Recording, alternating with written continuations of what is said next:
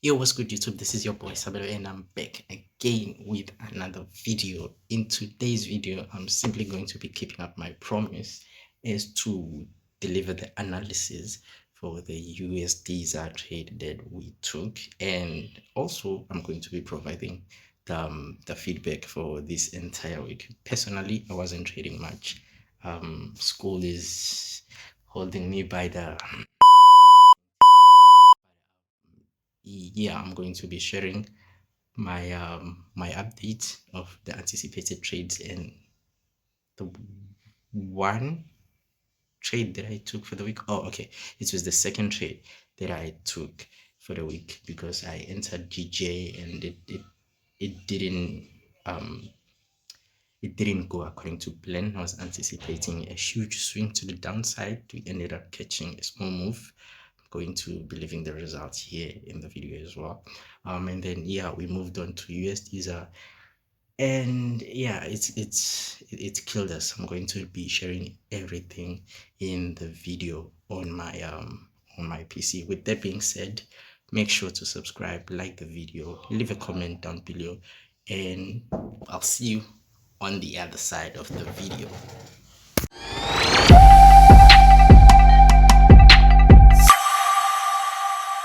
Okay guys, first thing first, we are going to go over our update on the trades that we had for this week. So we were anticipating trades on USD CAD and GBP JPY. So this is USD CAD right here. So this is the structure that we currently have. And before, let's see, before we had this push to this resistance level, our market was okay. Our market was around this structure.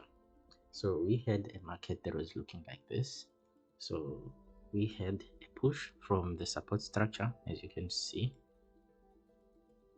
This was our support structure. And then this here was also our support structure. And then we had this huge impulse to the upside. Okay, and then we had this current correction that was going on before the market opened, and then we were anticipating a market to continue pushing to the upside as the market moves in waves. It's impulse, correction, impulse. As I always say, the market moves between structure to structure, and how we are capitalizing on and how we make money is to find the way or the patterns that it is currently forming in between structures. We either catch it here at the very beginning of the new trend, which would have been here, an entry trade here would have been a really nice trade, and then we anticipate a push all the way to the upside, or just like here on the opportunity that presented itself, which was the current consolidation here in the form of an ascending triangle. And then if we just play here, you can see that indeed this market respected our anticipation, pushing all the way to our previous resistance level. So yeah, that was our anticipation on USD CAD.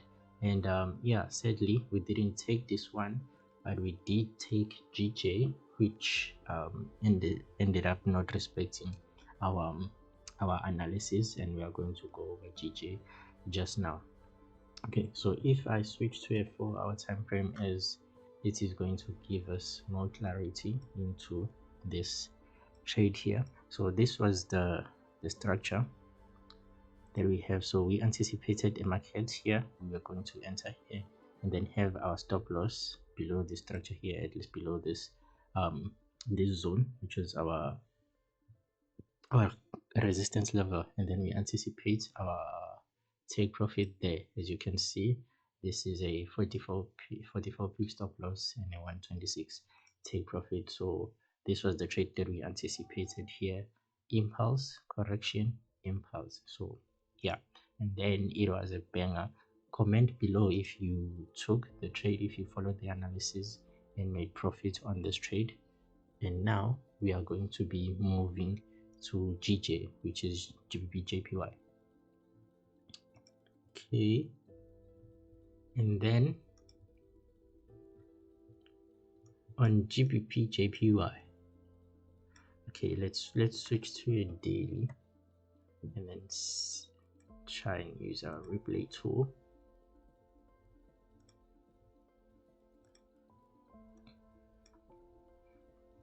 Okay, so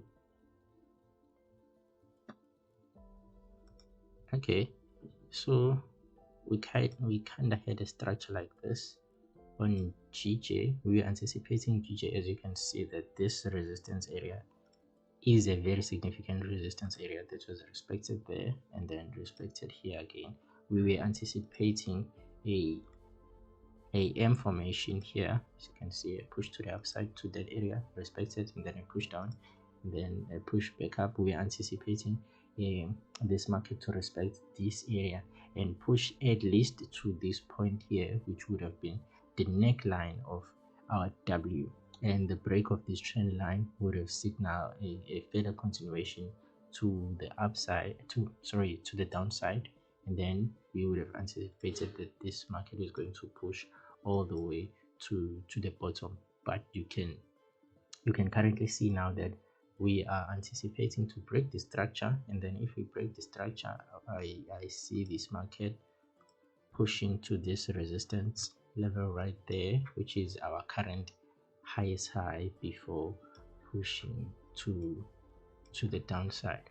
Okay, so now let's just switch to 4-hour time frame, and that's going to remove our replay tool so we can get a closer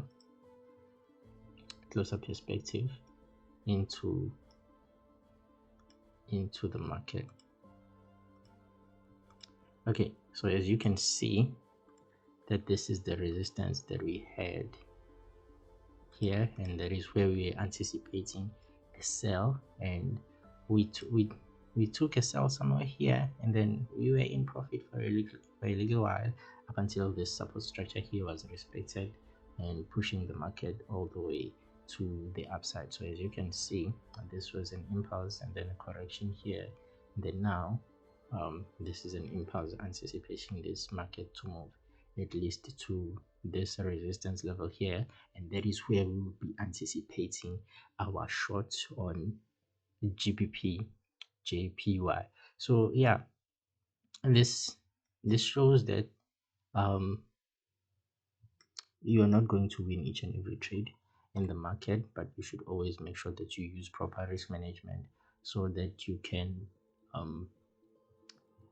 make sure that your wins outweighs your losses.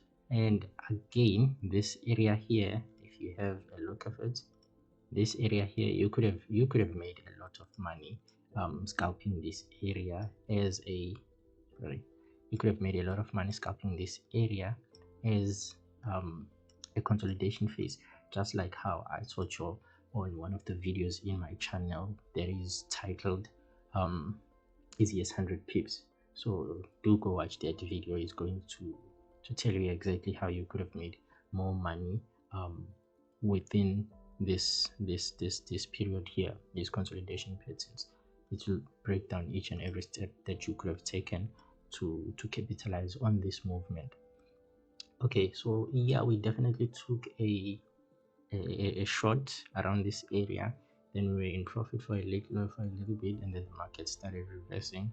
So we took the small profit that we had, and then we saw price action saying otherwise, and then we decided to stay away from this trade, and then we waited for the South African interest rate, which was a fundamental analysis that we are going to get into right now. So yeah, that's the update on GBP JPY, and now we are anticipating it to reach this resistance structure here, and then that is where we would anticipate a short. So we would anticipate this market to reach the structure, and then based on the price action that the market is going to give us there, we would anticipate a short from that area all the way to this zone, and then we will adjust accordingly as the market unfolds. So yeah, that's our update on GBP JPY. And then what we had on on the ZAR interest rate. Okay, let me just get into investing.com. Okay, just like how I always explain to you guys on fundamentals, that if the actual is greater than the previous and the focus, that market is going to be strong for that currency pair. And then here what ended up happening was, okay, let's go to this week.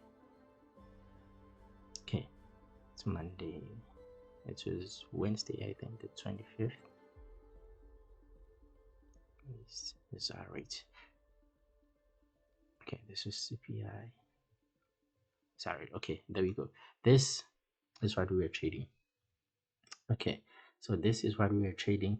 So as you can see, that this came green. So this should have drove the USD ZAR pay to the downside.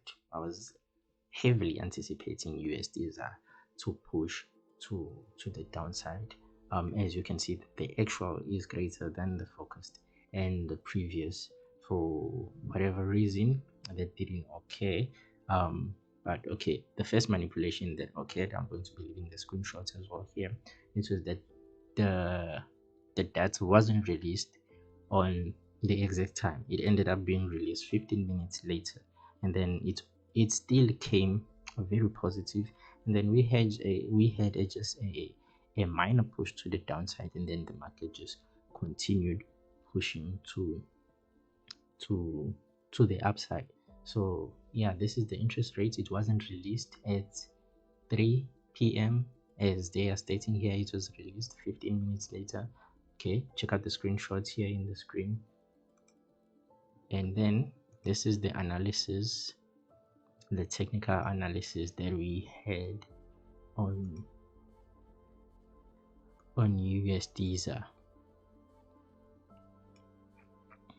Okay, let me just switch to 4-hour time frame. Okay, so you can see that this market has been very bullish for a very long time. As you can see here, we are coming all the way from here. We have been bullish, try consolidating here, and then a continuation to the upside. So before the news were released, this market was around the structure. And then before the news were released, I saw this candlestick gaining momentum. I was anticipating a reaction to this resistance here, which was in line in terms of sentiments with the fundamentals. So I was anticipating a reaction to this resistance here, and then a push to the downside. So that didn't happen, as you can see. Okay, let me just switch to 1 hour so I can show you in relation to the time exactly. Okay, so as you can see here, this was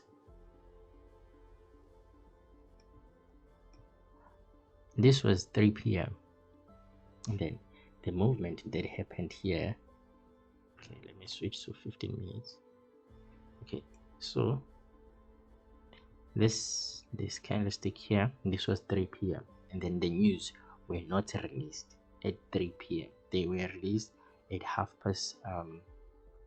at 15 minutes past 3, and then the market was around this area, and then we had a rejection, a small push to the downside. As you can see that the week of this candlestick here, this week of this bullish one. Okay, this is as a result of the market trying to push to the downside as they were releasing that data. But then regardless of how heavy the the USD the ZAR interest rate release was, the market continued to push to the downside. It ignored the fundamentals and then just continued to push to the upside. And then this is the movement that ended up occurring all the way to the upside. And then we took a loss on this USD ZAR trade. So yeah, sometimes this goes to show that sometimes your analysis can be on point in terms of fundamentals and technical, but then the market will still go against you for whatever macroeconomics or geopolitical events. that are being performed behind the scenes that you cannot cater for. Hence why it is always important to risk properly. If you're trading fundamentals, make sure that the money that you're going to be trading fundamentals with is the amount that you're willing to risk, or the amount that you're willing to lose. And then if you're trading technicals, you always make sure that you are using the appropriate lot size, not the lot size that you use for fundamentals. Because if you're trading fundamentals, you need to go heavy, because when you're trading fundamentals, you don't use a stop loss. You just the account size is your stop loss, and then technically you have a stop loss that is going to cut your loss should it continue to the opposite direction. And that concludes our updates for the trades of this week. If you have been watching till now, make sure that you subscribe. I'm definitely going to be dropping an analysis for the upcoming week.